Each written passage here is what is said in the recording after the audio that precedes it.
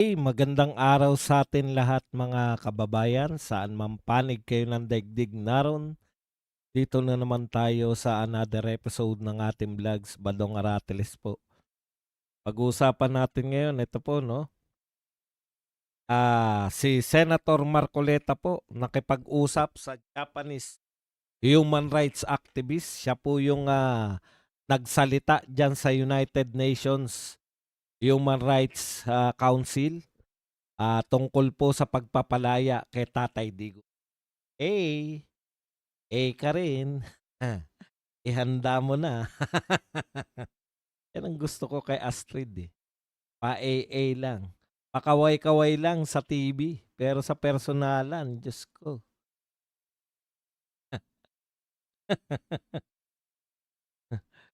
Pakaway-kaway ka pa sa TV ah.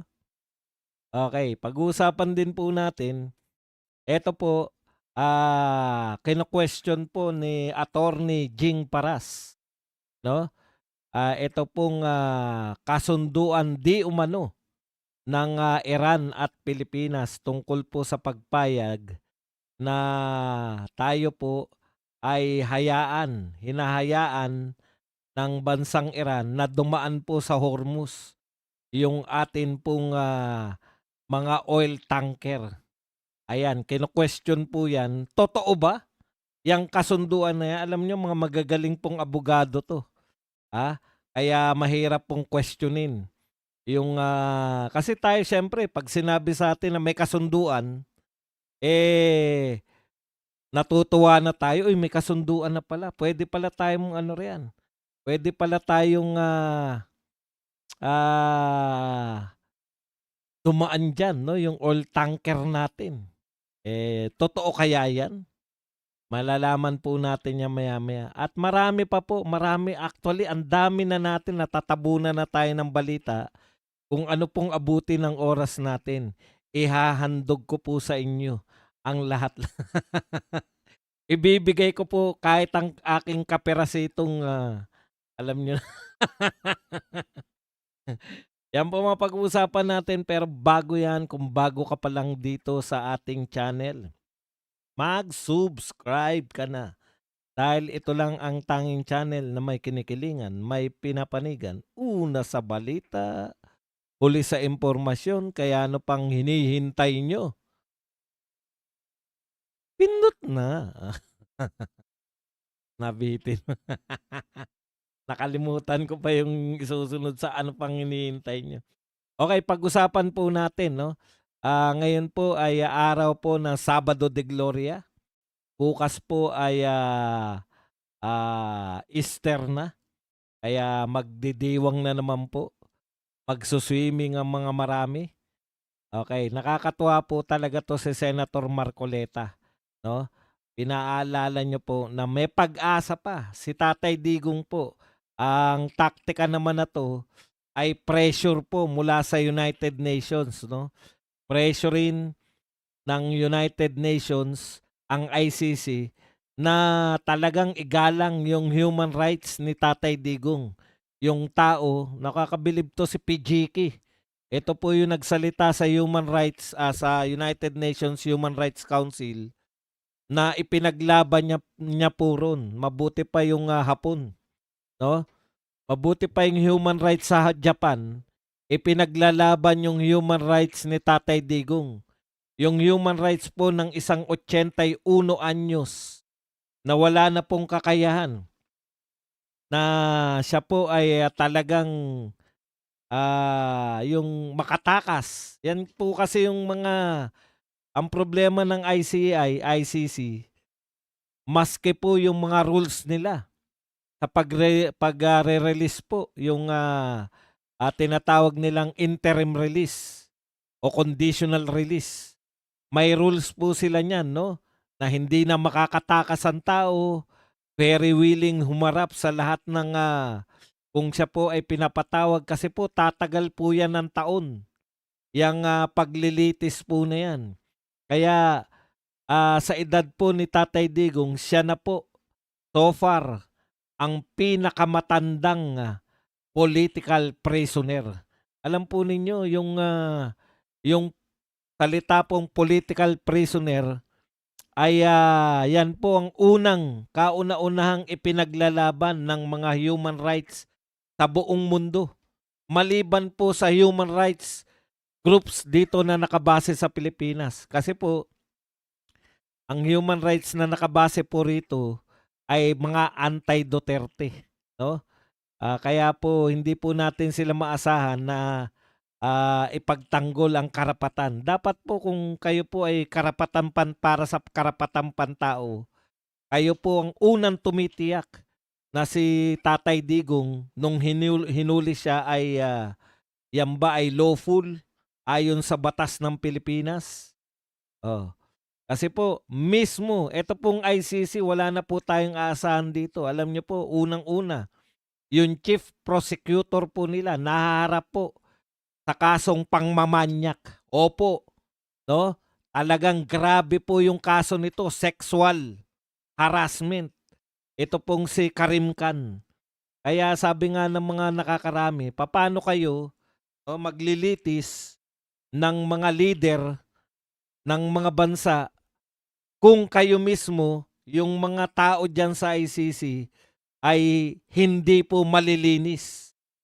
No? Kasi po, kung hindi po malinis, prone po sa corruption yan. Ganyan po ang katangian ng mga taong hindi malilinis. Kung sanay po sila, halimbawa po, kung sanay po sila na sila po ay gumagawa ng pagkakasala, no? Hindi na po 'to iniisip, hindi na po 'to yung sa pagkasalang ano lang. Ito po ay totohanan po. Ang nagbibintang po sa kanya ay mga tauhan ng ICC mismo. Oh, kung hindi po malinis yung mga taga-usig, lagi po 'yan prone sa korapsyon. Puwede po talagang makipagsabwatan 'yan. O in fact, ah, yan po ay prinotesta ng kampo ni Duterte at nanalo tayo. Kasi po, nakita po na hindi parehas itong si Karim Khan. Ibig sabihin, talagang nakakalusot dyan sa ICC yung mga taong hindi po parehas ang tingin sa batas. Lalo na po to. O paano po nila tinitreat si Karim Khan? Kung sa korte po sa Pilipinas yan, aba, tinanggal na po yan. Manyak eh. Yan po ang problema. Kaya po, compromise ka. Di po ba?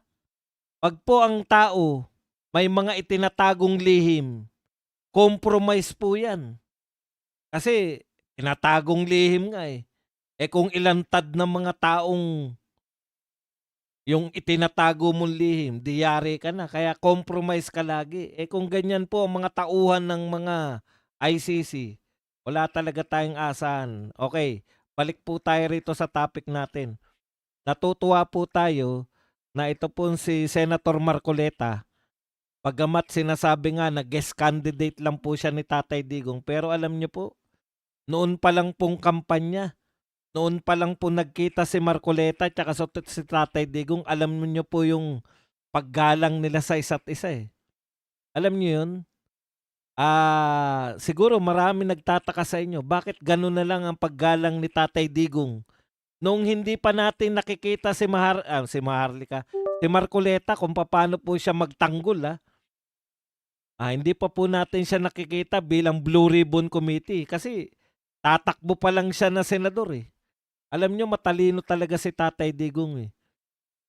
Yung mga hindi po yung mga nagtataka po, ano bang meron si Marcoleta? Bakit parang gano'n na lang kung gumalang si Tatay Digong? Ngayon wala nang question, 'di ba? Nakita na po natin.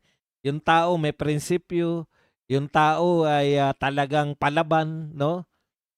Oh. Ngayon po napatunayan na natin 'yan. Pero nung panahon po na ini-endorso 'yan ni Tatay Digong, marami pa nagko-question sa atin eh, no? Kasi natural lang na endorso niya si Bato, si Bongo at saka si Pastor Kibuloy kasi mga talagang malalapit sa kanya 'yan eh. Pero si Marcoleta, bakit endorso? Ang daming nagko-question. Ngayon po, napatunayan po natin. Alam niyo kung bakit? Eto po talaga ang pananaw ko diyan, eh, yung mga matatalino na-appreciate nila yung kapwa nila matalino. Kasi yung mga hindi ganong katalinuhan, tumitingin pa minsan yan sa papaano pumorma, papaano yung may mga nadadaan pa sa mga husay pagsasalita, eh. Pero yung level po ni Digong Duterte, ni Tatay Digong, iba na po yung level ng mga yan. Naaamoy nila kung sino yung mga tunay na matalino.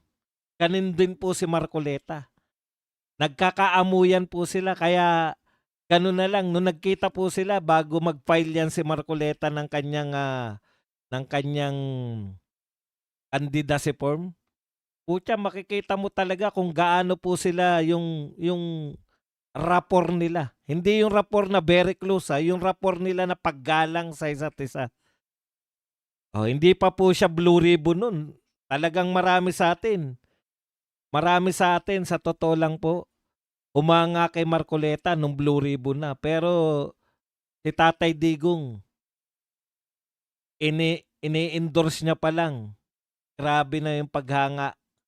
Yung paggalang ba. Kita mo, damay din si BP Sara. Nililigawan.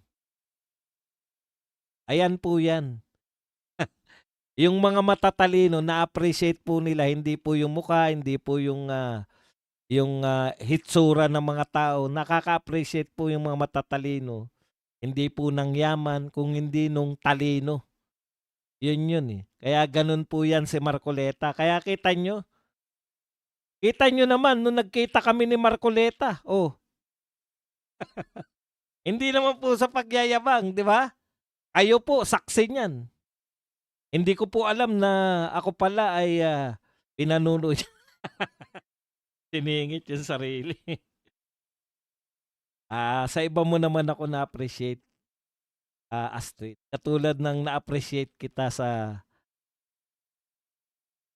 kung ano pa. Ako ay laging nagpapasalamat sa iyo, Astrid, dahil sa panahon na kinakailangan ko, sa panahon na ako'y nalulumbay, alaala mo lang ang aking inaalala. At ako ay nag-aamoy Clorox. Biro lang po, biro lang. Ganyan lang naman kami ni Astrid. Hanggang dito lang po yan.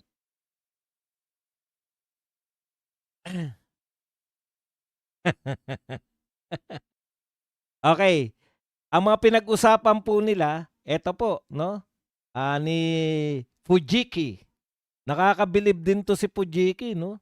Talagang hindi natin kilala. Biglang narinig natin na may nag-i-speech sa human rights. United Nations, United Nations Human Rights Commission.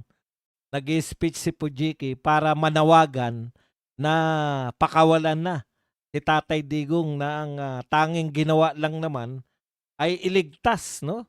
Yan yung laman ng tema niya ron sa United Nations, iligtas si Tatay Digong. Yung bayani na yung gusto lang ng Tatay Digong namin ay iligtas kami dito po sa panganib ng droga ay nakakulong pa sa ICC. Pinuntuhan din niya yung kawalan ng paggalang sa korte sa Pilipinas, no? At saka yun na nga, yung mismo yung ICC ayon kay Fujiki ay nilalabag mismo yung kanyang mga batas o yung mga patakaran.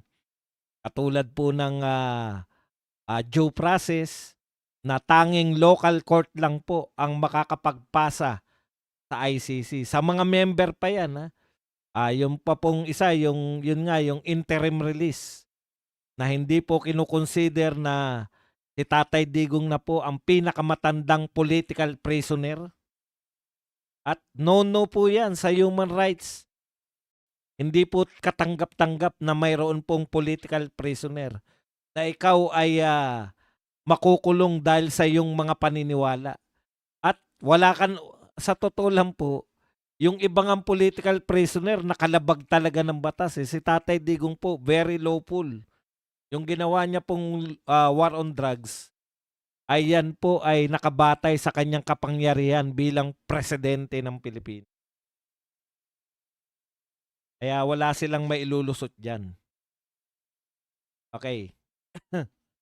Alam niyo po, 'pag mga verified na po yung mga source ng mga ano, hindi na tsismis, binabalita na yan ni Badong. Kaya dito po, makakatiyak kayo na dumaan na po yan, 'no?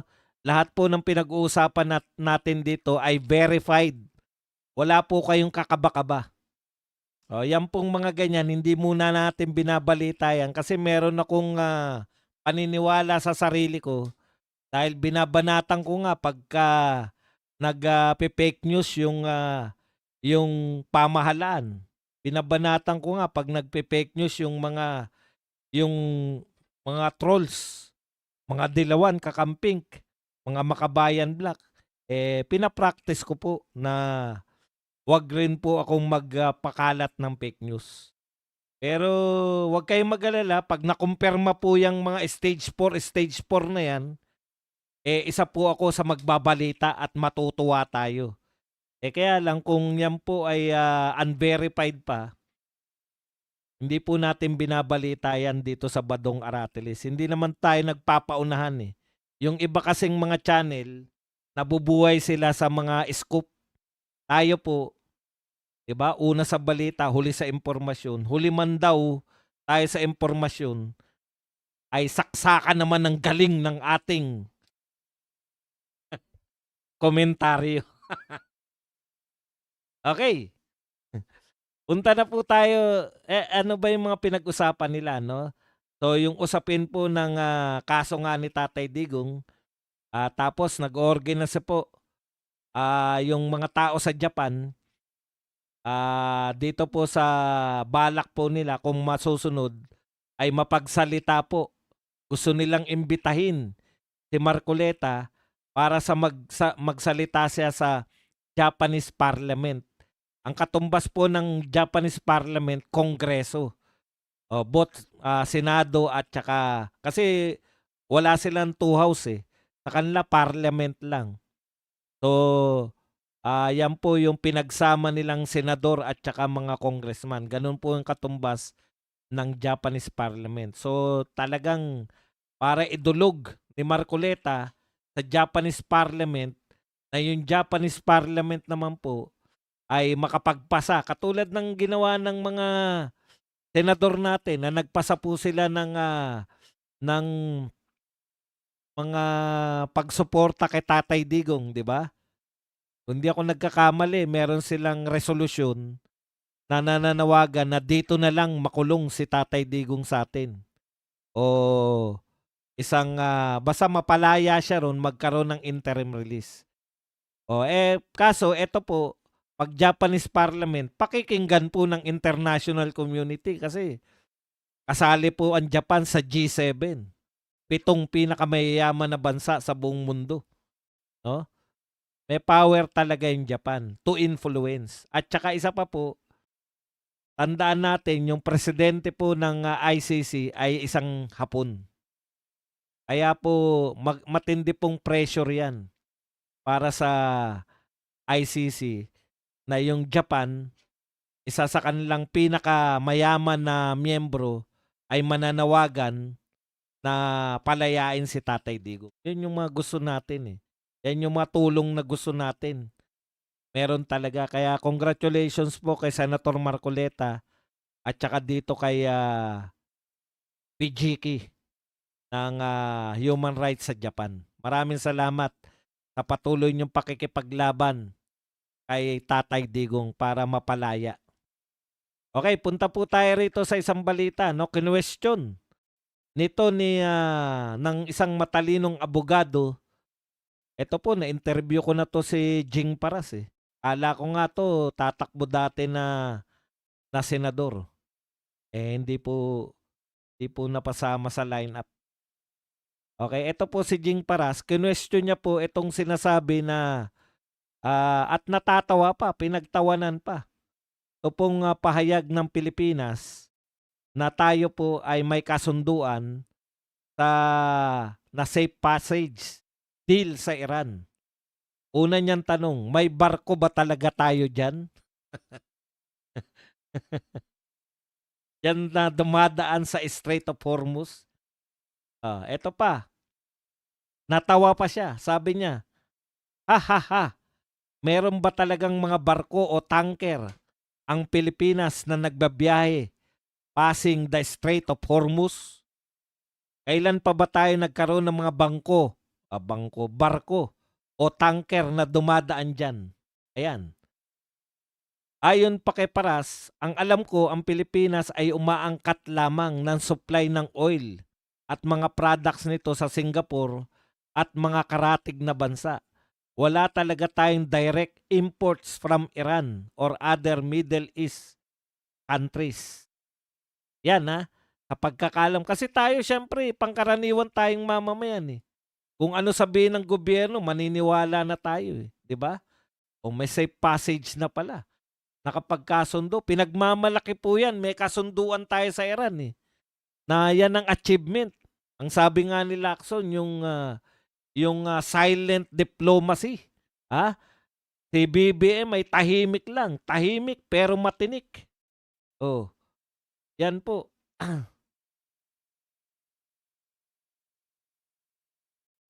Okay.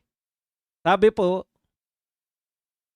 wala raw talaga tayong direct imports from Iran or other Middle East countries. Dagdag pa niya, di ba pambubudol na naman ito? Mahirap mabudol na naman. Pangalawa, ito ang tanong niyang pangalawa, anong assurance ng Iranian ambassador kanino bang faction siya sa Iran? Aba, iba't ibang faction pa. May mga faction pa pala yan. Ang alam namin ni Astrid, ibang faction. Yung pak na may action, yun ang faction na alam ko. Kumbaga kay Anteclair, yan yung pinupunasan ng bimpo. Mabalik na naman tayo. Ano daw pagkakaiba? Puti pa daw si Anteclair bata-bata at gwapo raw yung nachichismis. Eto po, nachichismis Ah, sabi, talo daw ni Anteclair si Dilima pagdating daw sa mga boylet. Nachichismis lang, nachichismis na boylet. Nakita nyo yan? Yan ang mga alam namin faction. Yung pak na may action. Pak na pak. Action na action. Sa amin ni Astrid, matindi. Ang action sa amin ni Astrid, ano lang, segundo lang. Segundo lang. Tapos agad.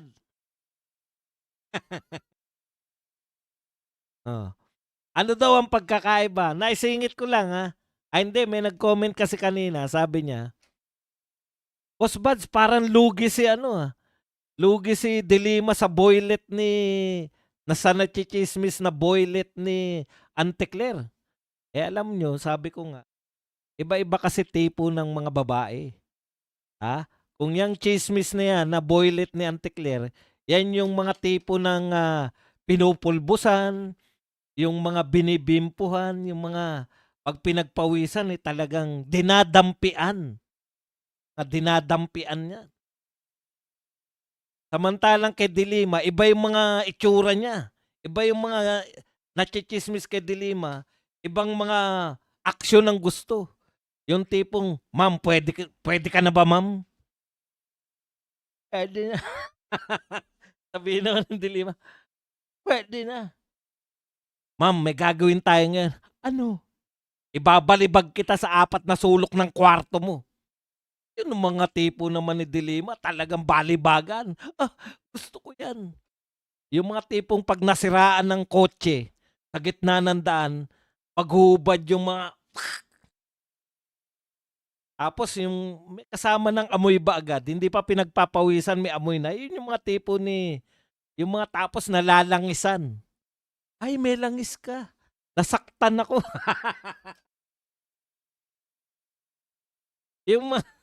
yung mga nachichismis naman kay Anteclair, Mga iba po 'yan po yung 'pag pinagpawisan pupunasan agad, yung mga natsi-tsismis kay Dilima yung ano, yung mga pawisan lagi. Kahit walang pawis, kahit nakatira sa aircon mukhang pawisan, mga gano'n. Yung hindi pa pinagpapawisan nanununtok na yung amoy, yung ipinagbabalibagan yung gano'n mga kita niyo naman yung mga itsura nila. Talagang, titig pa lang ng mga natitipuhan o natsi-tsismis. Titig pa lang ng mga natsi-tsismis parang nananakit na, 'di ba? At nagsasabi ang mga napapagano'n lagi si Dili, "Anong gagawin mo sa'kin? Sasaktan kita." Pinakamalupit. Yung mga kayang mag-forklift ng ano, ng wala wala namang forklift. Kumbaga sila yung lalaking, anong pangalan na nga yung sinabi ni ano na nagkaroon siya ng pagnanasa nung naamoy, ano ng pangalan?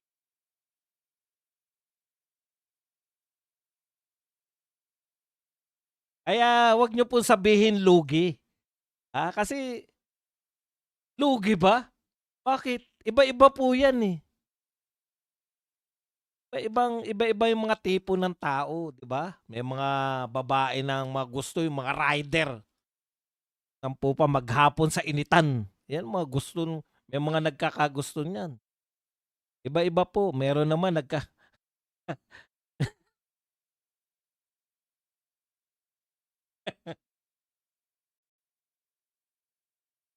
rider, "Ma'am, saan ang biyahe natin?" "Bahala ka na,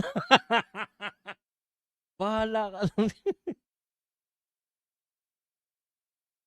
Yung yung mga natsi-tsismis naman kay Auntie Claire mga talagang hindi po puwedeng maano magkaroon ng ano, ng alikabok, hindi puwedeng alikabukan.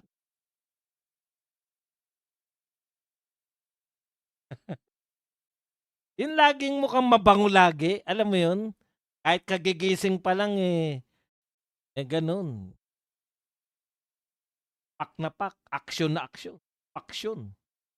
Pabalik na po tayo sa pinag-uusapan natin. Tuloy natin.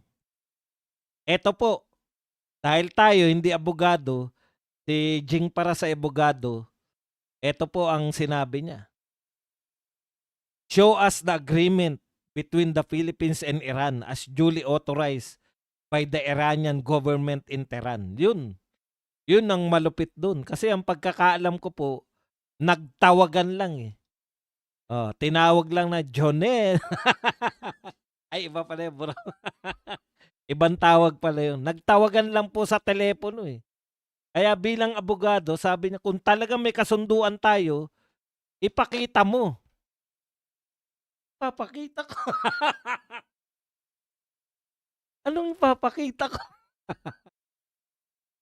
Hindi po yung agreement. 'Pag naalala ko talaga yung nagtanong, eh. Hindi po lugi si Dilima, malayo po. Kanya-kanyang trip lang 'yan, ba? Meron kasi mga gusto yung talagang mukhang studious, yung schoolboy complexion, yun. Yun yung mga tipo ng natsi-tsismis kay Auntie Claire, schoolboy complexion. Samantalang kay Dilima, putya kanto-kanto yung mga pagmumukha.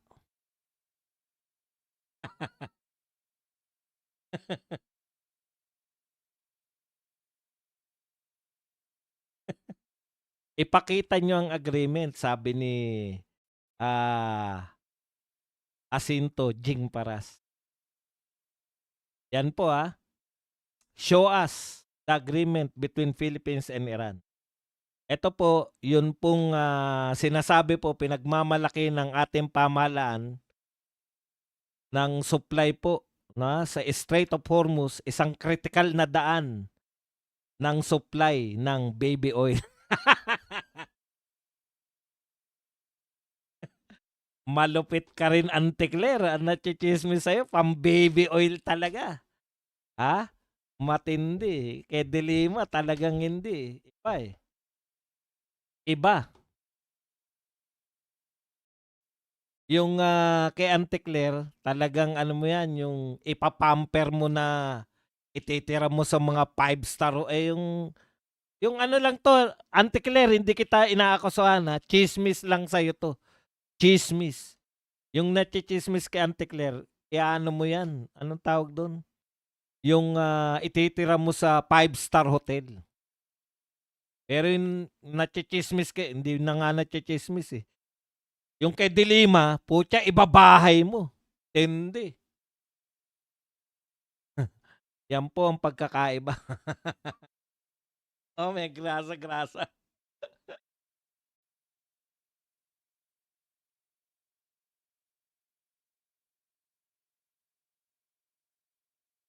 Kaya wag nyo, wala pong lugi sa kanila. Depende po. Parang tayo rin yan. Tayo ring mga lalaki, iba-iba rin, di ba? Pa, yung mga mahilig sa TikTok. Yung mga sumasayaw na umuusli yung puwit. TikTok.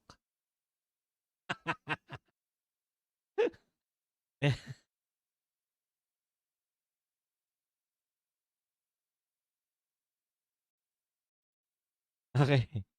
Kaya, palagay na natin na totoo. Alam mo, Mr. President, yan, yabang lang po yan eh. Tayo lang ang pinapayagan ng Iran na dumaan dyan na walang toll, wala lahat. No? Pinapayagan daw tayo. Wala po tayong problema dyan. Ang problema po natin, nagre-reflect ba yan sa presyo ng langis sa Pilipinas? Kasi po, Mr. President, ang record nyo po ngayon, tayo po ang may pinakamataas na porsyento ng tinaas. Pero mo 154% ang Pilipinas, putyan tindi nun.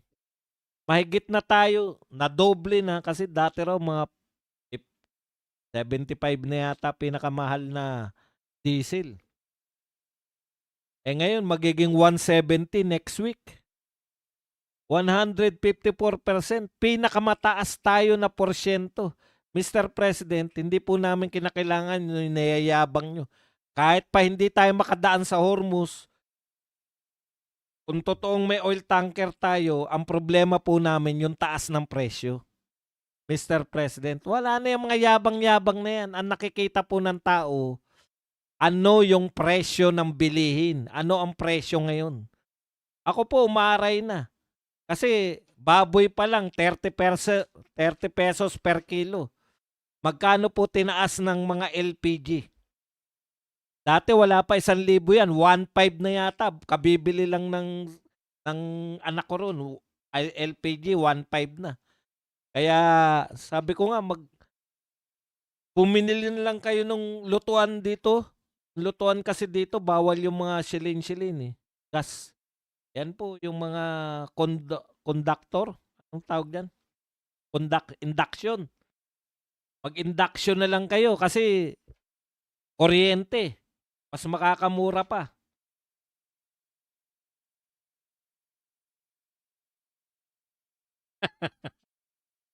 Nakipag Yun nga nakakatawa kaya tawa ng tawa si Jing Paras eh. Nakipagkasundo raw tayo ng safe passage. Wala naman tayong barko. Para lang may maipagmalaki.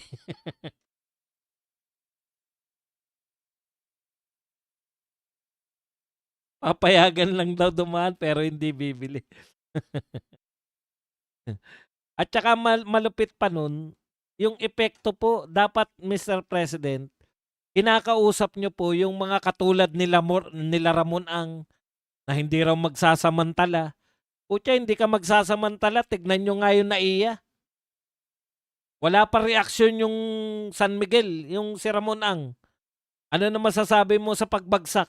Alam nyo po kung panahon ni Duterte yan bumagsak, nako, daldala na yan. Kanya-kanyang atake na yan. Pero hindi po panahon ni Duterte kaya yung media natin tahimik lang eh.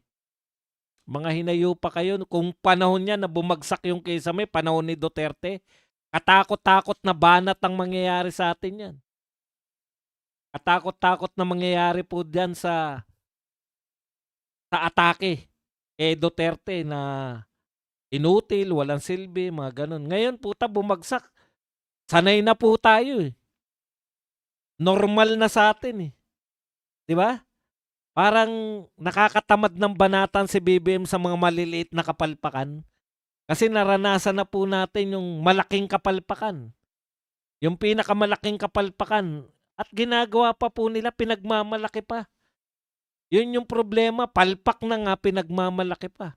Akalain nyo ipagmalaki ang greatest legacy daw ni BBM? Ang greatest legacy niya raw ay siya raw ang nagpaimbestiga sa mga magnanakaw sa flood control. Putya, paimbestiga, yun ang pagmamalaki mo. Wala nga napakulong na malaking tao. Siya lang daw ang nakapagpaimbestiga. Grabe po siya. Eh sa'yo lang maraming magnanakaw, eh. Eh Tatay Digong, takot yung magnakaw yung mga magnanakaw, eh. Balik na nga tayo, direkta na, wala nang laglag bala. Kasi laglag bala, tutubusin mo, tatakutin ka, di ba? May bala ka, bawal to, hindi ka makakalipad, etc. Kukulong ka, magbabayad ka naman, di ba? Eto hindi na po, nakaw na ginawa, eh. May 7,000 yung Australiano, ninakaw 7,000. O pati po yung Korean ano ba pangalan nun? Hindi ko na alalang i-search, eh. I-search na nga natin 'yan.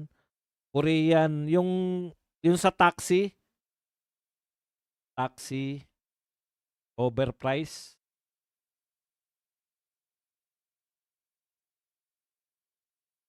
Korean nobela, anong tawag diyan? K-pop.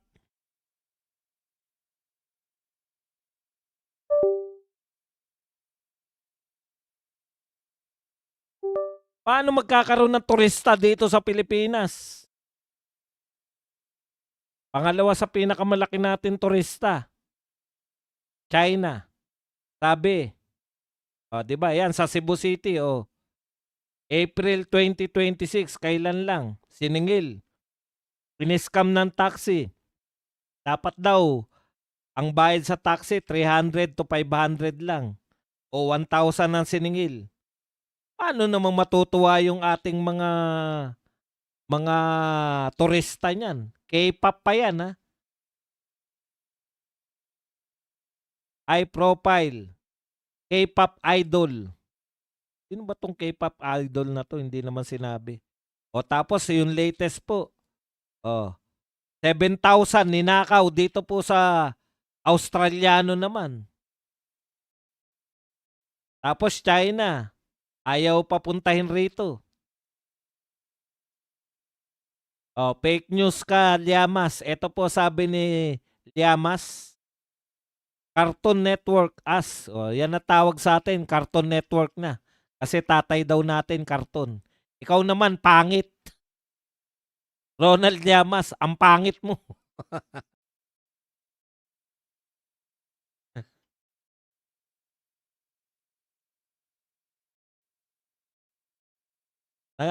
Ito sabi, Cartoon Network asks Supreme Court to demand ICC to return Digon to the country. No April Fool's joke. It really happened. To them, life is weirder than fiction. Pumunta raw doon sila Robin Padilla, sila Joey De Bibre. Pumunta raw sa Supreme Court para hilingin sa Supreme Court na palayain ng ICC si Digong. Ito po sagot ni Joey De Bibre. Idiot Llamas. The signature campaign is to urge the Supreme Court to resolve the habeas corpus cases filed Duterte siblings. That is why laging talo ang yelo. Tatanga-tanga ang thought leaders nyo. Paano hindi tatanga-tanga yung mga thought leaders nila? Wala nang inisip kung paano makakan. Yung mga thought leaders nila, wala nang inisip kung paano makakan. Yan ang mga gawain ng kanilang thought leaders. Thought dito, thought dun. Kaya ang sabi nga ng isa sa kanilang mga thought leaders, ibalibag mo ko. Ma'am, iduduyan ba kita? ibalibag mo ko sa 4 na sulok ng ating White House.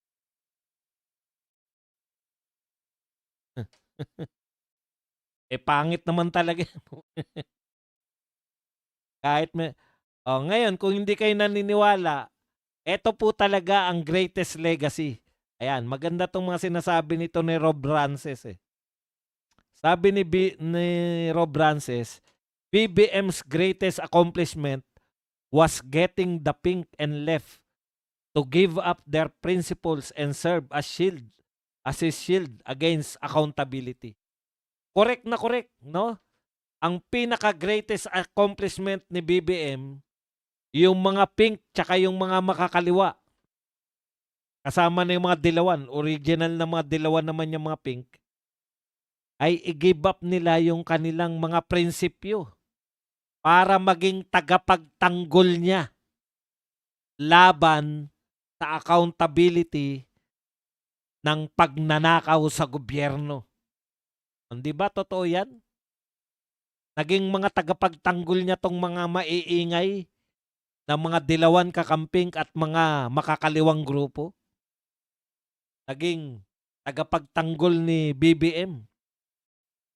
Di mo sila mariringgan na naniningil sa flood control.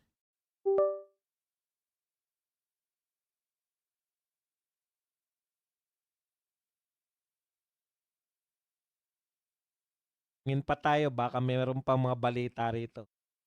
Ito po, Cardinal David. Kinwestiyon ng kulturang ayuda. Sa gitna ng krisis, wala man lang safety net sa ating gobyerno.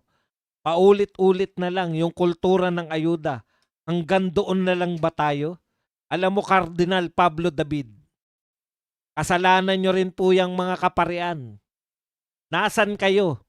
Pag panahon na kinakailangan nating singilin, sila Martin, sila Saldico, si BBM, tungkol sa pinakamalawak na korupsyon sa Pilipinas. Nasaan yung simbahan? Kasama kayo dun sa sumisigaw na Sara Duterte resign. Habang alam ng lahat ng Pilipino, kayong mga kaparian, habang ang lahat ng mga Pilipino alam na si BBM, si Martin Romualdez, si Saldico at ang kanilang mga alagad, ang mga pangunahing aktor, mga tinatawag na mastermind. Hindi po kami nagsabi niyan. Mismo si Saldico, sarili niya lang din niya sinabing mastermind. Sabi ng kampo ni Martin at saka ni BBM, si Saldico isa sa mastermind. Sabi naman ni Saldico, si BBM at saka si Martin ang mastermind. Mga kaparian, lalong-lalon ka na, Cardinal David. Dehin bokeke ka. Walang-wala talaga kayo kay Cardinal Sin. Ang layo nyo. Galit kami kay Cardinal Sin dahil dilawan yun. Pero dalawang people power ang pinanawagan nun. Hindi niya po inisip na, ayokong patalsikin si Erap kasi ang papalit si Gloria. Hindi po niya iniisip yun. Ayan ang pagkakaiba yung mga kaparian ngayon. Si Cardinal Sin, ang iniisip niya, kinakailangan matanggal si Erap dahil siya ay may ugnayan sa weteng. Weteng lang kay Erap, hindi pa pera ng taong bayan yun. Weteng. Wala pang 1 bilyon yung pinagbibintangan na napunta kay Erap. Ito po, pera ng taong bayan. Pero bakit bantulot kayo na suportahan na malawakang protesta laban kay BBM, kay Martin at kay Saldi? Kasi alam ninyo, pag naging people power yung malaking rally na ipapanawagan ninyo, alam ninyo, ang magiging presidente pag napalaya si Marcos, si BP Sara. Yan ang pinakamalaki nyong kasalanan sa tao. Nagbulag-bulagan kayo. Pinamihasan nyo. Hindi namin alam kung bakit Ang ibang-iba ang mga kaparian ngayon sa kaparian nung EDSA 1 at EDSA 2. Baka kasama rin kayo. Baka malakas mag-abuloy yung mga magnanakaw sa flood control. Yan ang problema ninyo, natin. Ngayon, magsasabi kayo na, sana, ano yung sabi niya? Sa gitna ng krisis, wala man lang safety net sa ating gobyerno. Oh. Ano po ang sabi nito ni Congressman? Naghanap kayo ng safety net, naghanap kayo ng ginagawa. O para mataplaugan kayo lahat. Ito po ang makatotohanan na mahirap niyong tanggapin. Na dinideny nyo, Father. Para kayong mga Poncio Pilato. Nagugas kayo kamay lahat. Alam mo, Father, buti pa to. Isang batang-batang congressman. Hindi niya po inalintana yung ginawa sa kanya personal. Yung sinuspindi siyang magkasunod na beses. Dahil bawal na sa Kongreso ngayon ang maging tunay na oposisyon. Ano sabi ni Kiko Barsaga? Noong COVID-19, 1 linggo pa lang may plano na si Duterte. Ngayon, oil crisis, 1 buwan na. Nakatutok pa rin sa impeachment. Cardinal Pablo David. David Pablo ba o Pablo David? Alam mo, Cardinal, kasama kayo dyan sa nananawagan ng impeachment kay BP Sara. Kaya lusot na lusot eh. 1 buwan na mahigit. Buhat nung nagkabumbahan, walang plano, wala lahat, kundi deklarasyon lang na emergency. At nagsabi na, meron kaming binuo na committee. Committee na naman. Binago nyo lang eh. Dapat ginawa nyo ng komisyon para isahan na lang. Doon sa flood control, gumawa ng ICI, Independent Commission. Ngayon naman, Crisis Committee. Tanungin mo, ano na plano? Wala lang. Nag-meeting na ba sila? Aba, hindi namin alam. Wala nakakaalam kung nagmi-meeting sila o anong ginagawa nila. Ang importante, nag-announce na magtatayo. Kung kailan, kung saan. Tapos magsasalita ka ngayon. Walang plano, walang ginagawa yung gobyerno kundi mamigay ng ayuda. Kinonsinti nyo kasi. Meron pa siyang tanong eh. Kailan tayo magigising na ito ay isa sa mga pinakamalaking kalbaryo ng bansa natin? Kayo ang kailan magigising? Matagal na pong gising ang mamamayang Pilipino. Alam na po namin ang tunay ng mga magnanakaw. Kaya yung panawagan ninyo na matanggal si BP Sara, kayong mga kaparian sa Pilipinas, wala nang epekto sa tao yan. Ipaglalaban namin ang mga Duterte dahil ang Duterte na lang ang pag-asa namin. Ang Duterte na lang ang pag-asa ng Pilipinas para magkaroon tayo ng tunay na liderato, para magkaroon tayo ng tunay na pamahalaan, para mailigtas tayo sa kuko ng mga magnanakaw. Sa mga magnanakaw na walang pakialam, crisis na't lahat. Dahil sa takot nila kay Sara Duterte na maging presidente. Bakit sila takot, Cardinal? Dahil nagsalita na si BP Sara, hindi po pwedeng walang managot. Hindi po pwedeng makalusot ang mga magnanakaw. In fact, ang kanyang Vice President na ang hinala ko lang to ha, wala kaming pag-uusap ni BP Sara. Ang hinala ko ay si Marcoleta. Aatasan niya, espesyal na trabaho. Habulin ang mga magnanakaw, lalo na sa flood control.